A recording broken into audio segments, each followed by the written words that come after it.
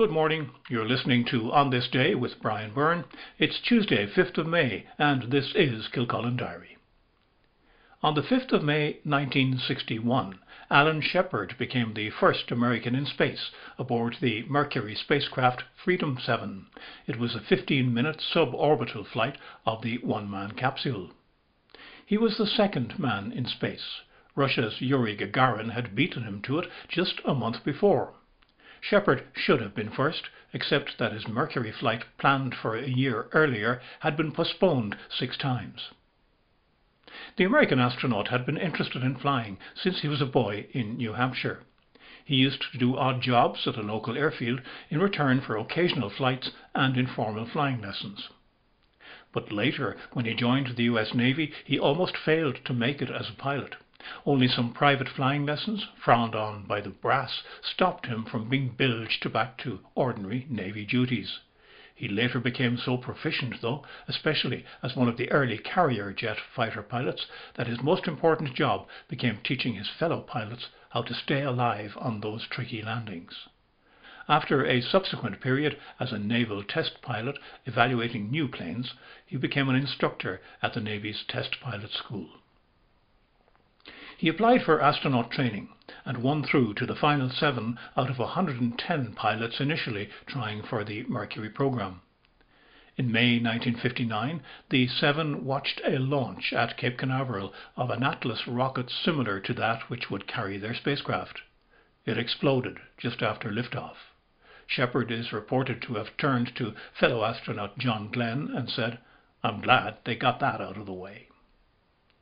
As a space-fascinated teenager, I listened on radio to that Alan Shepard flight in the sitting room of our home, Moyola, in Kilcullen. I still remember it as quite extraordinary, even if Gagarin had already done more in being spun around the Earth in orbit some weeks before. Shepard served as capsule communicator for colleague John Glenn's subsequent Mercury 6 orbital flight. He was scheduled to go again himself on a 3-day Mercury mission in 1963, but the program was abandoned before that happened. The next stage was the Gemini program of 2-person spacecraft. Shepard was rostered to take part, but began suffering from an ailment of the ear, Meniere's disease. That took him off flying duties, and he was put in charge of developing training programs for astronauts. His moods could vary, and his secretary took photos of him with various expressions, and she would post the appropriate photo on his door under the title Mood of the Day. Visitors could decide if they wanted to go through or not. During this period, he also became involved in business, making a lot of money in investments and real estate. A new surgical procedure fixed his previously incurable ear ailment, and in 1969 he regained full flight status. He was slated to fly with the Apollo 13 mission to the Moon, but was bumped to the next one instead.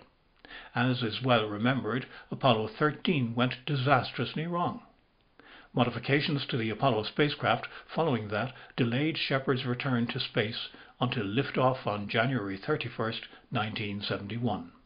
On America's 3rd successful lunar landing mission, he piloted the lunar module to the most accurate landing yet. He was the 5th, and at the age of 47, the oldest man to walk on the Moon. He was also the only one of the Mercury 7 astronauts to do so.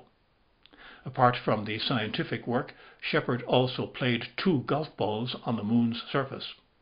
Asked later about his drive distance, he would joke, miles and miles and miles and miles. Through his career, Shepard had a reputation as something of a philanderer. But though that was fully revealed in Tom Wolfe's 1979 book, The Right Stuff, he remained married to Louise, whom he had wed secretly while a young naval officer. They were together 53 years when he died of leukemia complications in July 1998. Louise died of a heart attack just a month later, at 5 p.m., a time he had phoned her almost every day for most of their lives together. Their ashes were spread together from a Navy helicopter on a cove in front of their home at Pebble Beach, California.